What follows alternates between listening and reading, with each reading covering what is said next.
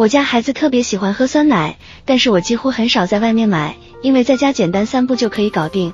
自己做的酸奶不仅经济实惠，家人吃的也放心。第一步，做酸奶的不锈钢内胆先用开水烫一下。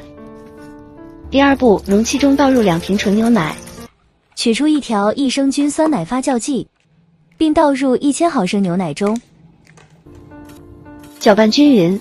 第三步，盖上盖子，早上起来一盘香浓顺滑的酸奶就做好了。中国益生菌第一股科拓生物配方生产。